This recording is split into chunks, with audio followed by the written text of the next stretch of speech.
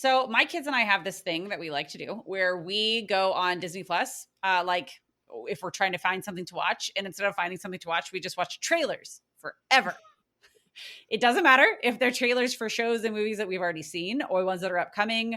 Our favorites are the ones that like really pique our interest, and we will legitimately watch them over and over and over again. And it got me thinking, students look at the way we open lessons and units the same way that my kids and I look at trailers.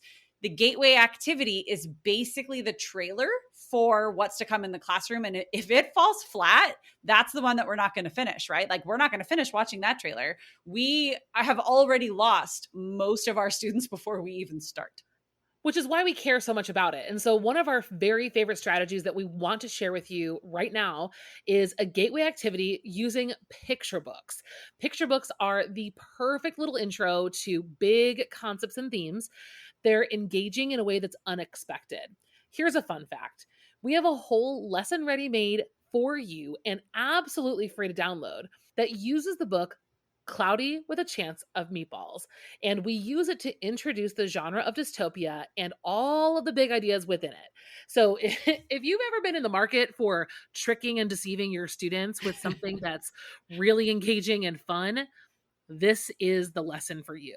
Every single time we use Cloudy with a Chance of Meatballs in the classroom, students are walking away intrigued. They're talking to each other. They're talking out the door about what happened in class. I mean, dreams really do come true. And they're thinking about what's coming the next day. All of these signs of a very successful gateway lesson. And did we mention that the whole lesson is free? You can go and download it right now and come back to it whenever you are ready. Head to the show notes for this episode or go to shop.bravenewteaching.com/cloudy to download this lesson today. We can't wait to see how it works in your classroom. This episode is brought to you by Curriculum Rehab by us, the team here at Brave New Teaching. It is the first and only teacher PD of its kind, a course to help teachers like you by guiding you through creating your own personal framework for curriculum. You make it work for you, your students, and your unique situation because nobody else knows what the kiddos in your classroom need the way that you do. Curriculum Rehab takes all of the resources available to you, all of the lessons, the assessments, the activities, all of the texts, everything that could possibly be there for you, and it helps you organize what you actually need in order to attain your teaching objectives. These are the strategies that Amanda and myself have used in our own classrooms, have developed over very long years of teaching and figuring things out, combined together to create this framework and these strategies that we can guide you through. This course will give you the tools you need for a complete curriculum overhaul or to start from scratch. Wherever you are on that continuum, it does it all for you and with you on your timeline. So start today, do a little bit more in a couple of months, and then pick it up next summer. It's Teacher PD the way it should be on your own time. Head to curriculumrehab.com/course for more information, or just head to the show notes for this episode. We cannot wait to see you there. It's finally time to take control of what goes on in your own classroom and create the curriculum of your dreams. All right, let's get back into the show. Well, hello and welcome back to Brave New Teaching, and welcome to this is going to be a brief team meeting, okay? Team Brave New Teaching, because as I'm recording this, it is early in the morning on the Monday of the last week of school before my district goes on winter break. And so odds are you're listening to this at the tail end of this week. So this is going to be a little pep talk. It's going to be like hey, 2026 is coming, like everybody else is talking about.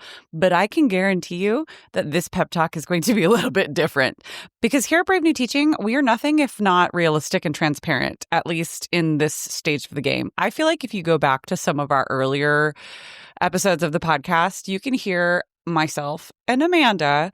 I mean, we are a little pie in the sky. We're still professionals. We are still veteran classroom teachers, but like, we did not know what a global pandemic was going to do. We did not know what that mixed up with just so much change in the realm of technology, in the realm of children and their learning and their attention and artificial intelligence, and the impact I don't think impact is a strong enough word, but like, I don't know. My coffee's brewing in the background. You can probably hear it. So I don't think I have all the words, but like just how much our worlds were going to get rocked, especially the world of education.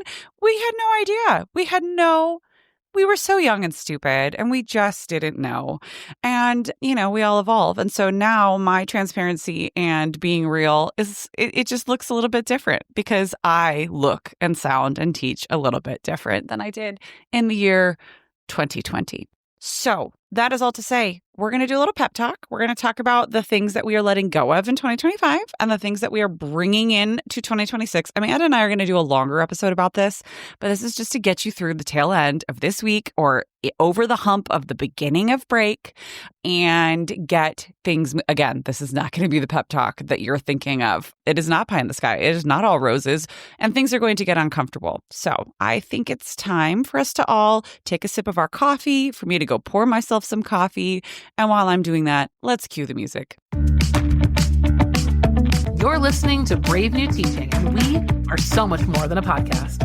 We give teachers the inspiration, support, and tools to challenge the status quo. I'm Amanda, and I'm a former English teacher from Illinois. And I'm Marie, and I'm a high school teacher from Southern California.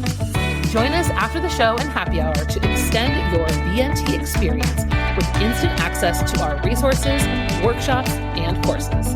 Visit shop.bravenewteaching.com/happy hour to join us today. We're so glad you're here. Enjoy the show. Okay, listen.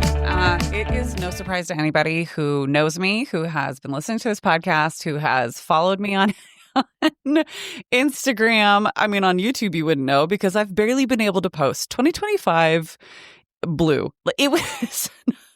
I had some great, don't get me wrong, I personally had some great moments and events and like professional seasons in 2025, top notch. Personal seasons in 2025, wonderful time with my family, but also like for the birds. It was a lot. I'll do a whole recap on Instagram at some point in time. I'm ready for this year to be over. I'm ready for this week to be over. Like I said before, this is Monday morning before the last 5 days that I will be teaching in 2025. And, some people are like, I'm just going to savor this. No, hell no. I'm not savoring any time. I'm done. Okay, bye. Don't let the door hit you. Actually, let the door hit you. Let the door obliterate you on the way out, 2025. Sorry, that got a little intense. Okay, I'm back. So here are some things that we have been talking about just in my teaching circles that I wanted to bring across our proverbial BNT team teaching desk as we are saying goodbye to teaching in this year and hello to another one. Just obviously what we've been talking about here on the podcast, like my last few meetings with you have all been about reading. They've been about AI. They've been about students and their willingness to try things. And we had actually a department meeting at my school this last week where one of my colleagues who I have looked up to, I mean, she's my good friend, and I have been like, I want to be you when I grow up since my first day teaching at my school over 19 years ago. I just think that she's amazing. And she was saying, I wonder if we even need to teach writing anymore, or if we just change the way we do things, if we need to teach long pieces, or if we just need to teach other skills surrounding writing, and writing is something that kids will learn separately or on their own or through other means. I just said all of the same things, but you know what I mean. And it has stuck with me, A, because I was kind of surprised she said that, just because I was like, but you're so good at it. Why would you not teach writing? And B, because that is really what has been clanging around in my head for a while, is like, what are we doing? Why are we doing this? Who is this for? When it comes to a lot of things we're teaching that are just not clicking the way that they used to, and sincerely not functioning for our students the way that they used to. And so this is like a pep talk. Like I said, we're going to see what we can do to change our focus of teaching, to reframe a little bit of our narrative as educators in 2026.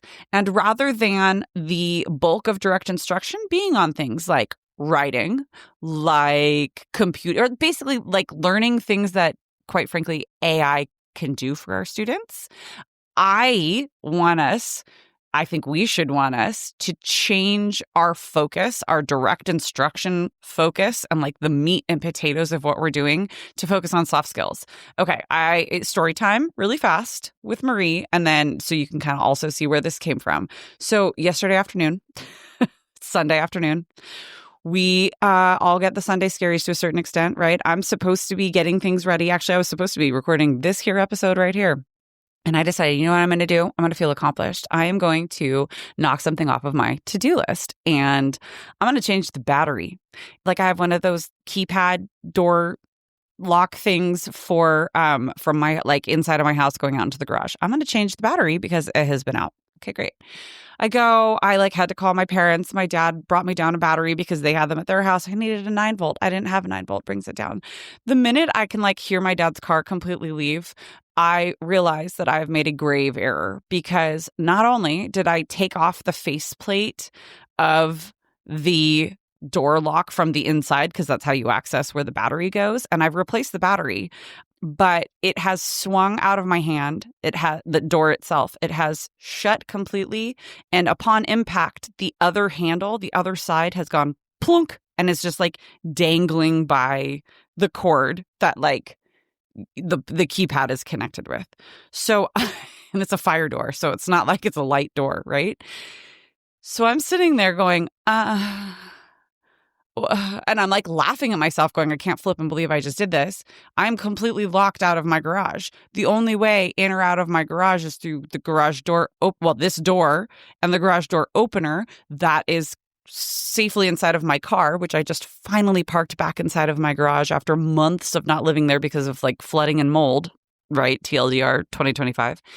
And I'm like, all these things are flashing through my head. Like, who's going to take me to work in the morning? How am I going to get my work bag, which is in my car, out of my car that has a whole stack of papers that I graded that I need to input before the break? And like all of these things are going through. And I'm like, not quite in panic mode because I'm still in disbelief that I'm so stupid.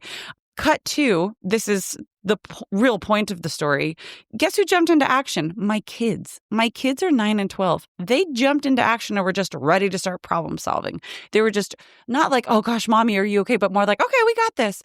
I had one kid, my son, goes and around the house because we've been basically moving back in. We just have random screwdrivers all over the place. So he's grabbing every screwdriver he can find and he's holding them at the ready.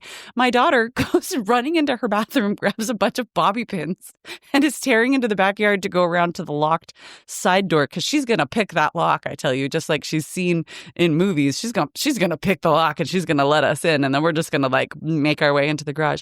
None of this was helpful. Like I finally figured it out and was able to slide the little latch open, but just the tenacity of my two children was a testament to, okay, long story short, I got into the garage and it was me taking pliers and one of the million screwdrivers that my son was holding that were like a bunch of Phillips head screwdrivers. I was like, what am I going to do with that? But he didn't know. He was trying to help.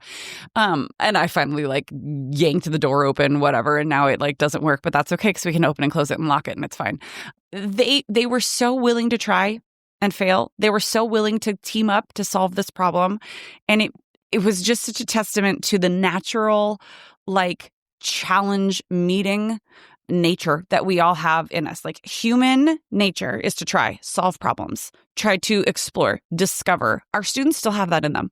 My kids, who would much rather watch TV or play a video game than do a lot of other things around here, dropped what they were doing because a challenge was afoot, right? And they like could try to solve it. This brings me to everybody's got that. We just have to uncover it. And this isn't our job only as teachers, but it's just, I feel like in this, there's a glimmer of hope. There is something that we can do because with the raise in AI that we have seen and that I saw somebody describing it it was an actor talking about like, describe AI in Hollywood. And they're like, it's a tsunami. You can't escape it. We have to shift or we're going to get drowned. We will be buried alive more so. The most important things in my perspective as a veteran teacher, and I'm guessing in many of yours, is to teach not content, but skills around conversations and problem solving. Literally, this is direct instruction, how to have a conversation with another person. This is direct instruction, how to approach solving a problem. How to brainstorm something. This is how to unlock and access your creativity. I think those things we take for granted so much because we see like little kids that have it in them and we think, oh, well, you guys are just being lazy and you need to like get it together. No, it's just buried. We have to help them remember. And I was talking about this last week. If you're at last week's team meeting, if not, I'd say give that a listen. I do have a couple of things that I think would be a great idea to read. There's an article from the Times. Here, let me find the actual, because then I have a lesson for you too from Edutopia, which I think goes hand in hand. I don't want you to go into this break being like, oh, I have to change the way I'm teaching. No. We're not changing anything through the end of this school year. The 25-26 school year, I'm not saying is a lost cause, but it's spoken for. We've planned it. Amanda and I will come back on this podcast. We'll talk about lesson planning and making sure that we're all ready to go. But like, if you are following what we teach and what we follow here at Brave New Teaching, you've got it already mapped out. Don't change what you're doing. Keep this in your mind because keep going through the end of this school year and let next school year be the big shift. Let that start I don't know what I'm going to say, like storm wall against the tsunami of just unintended consequences of our technological developments, right? Okay, so the Times wrote an article. The younger generation are growing up in a world very different from their parents. As a result, they bring their own expectations into the workplace. Oh, I'm so stupid. I needed to scroll down more. That was just the tagline. The author is Hannah Previtt. The title, Gen Z is redefining work and driving their managers mad. This article is all the things that we feared as classroom teachers. It's that students are graduating and they're going to college. And it's all the things we're hearing about from college professors about how they're weak and they're soft and blah, blah, blah, blah, blah. And it's all the things that we've been afraid of happening when they enter the workforce, that they need to be coddled is how a lot of us see it. And kids don't have the grit and they don't. Honestly, the article also talks about how like there is no just changing the young people. We, as older generations, also have to adapt and find a happy medium and find a place to meet in the middle, because it's also not completely upon us to like fix everything for the young generation. They also need to meet us halfway. And that's a whole nother issue. But I would highly suggest giving this a read. It's, about the workplace. It is the things that we feared, but I don't see it as gloom and doom. I see it as this is what we need to be changing and thinking about. No more teaching kids directly, most importantly anyways, how to write. No more at a certain point. Reading is only going to get us so far, direct instruction of reading. And I know this goes against what I've been saying in the last few weeks. I think that it needs to be the vehicle towards the other things that we're teaching. In order to learn how to have a conversation with somebody else, we need to read people having conversations, right? If the direct instruction, at least in the way that I think we need to shift, is towards these other softer, they're not even soft skills. Having a conversation is a hard skill. If we're going to change over to these actually more marketable skills that people like in the workplace are looking for, at least according to this article and many others that I have been reading lately, and I'm sure once you're listening to this, your algorithm will hear and you'll get a bunch of them. We have to shift our focus of content to these skills. Our content has to be what kids actually need. Our content has to be what the world actually needs. And then the way that we teach it is going to be through the methods that we already use quite a bit, but the shift in focus will do, I think, a lot for us running our heads into the wall that we have been with kids cheating with computers, writing stuff for them, and like all the other things. This is not going to be easy. That's why we're not going to change anything until we have some time. Fall 2026 might be our time. Spring 2027 might be when we start implementing real big shifts and changes. Because if we're going to do it, we should do it right. Otherwise, it's just going to be another fad and we're going to have another pendulum swing in the world of education. And it's not going to help us one little bit as a society and as a human race. Okay, so we're just about done here, friends, I promise. Take a look at this article. Gen Z is redefining work and driving their managers mad. See if there are little shifts you can make. Sure, maybe here. But again, like I told you, we're going into 2026 and we're going to stay afloat. Okay. We're going to keep the status quo when it comes to our curriculum, when it comes to our curricular design. We are going to keep doing what we've been doing. We're going to lead with inquiry. We're going to do our best practices. We're going to follow what we teach in curriculum rehab. Amanda and I actually have a really amazing set of resources coming your way that is going to take everything we teach at Brave New Teaching and just put it. We've been repackaging it all. So our happy hour friends, you are going to be delighted with what you're about to see. Stick with us. I promise. We're about to dump a whole lot of resources your way. So again, you're not changing everything you're doing in 2026.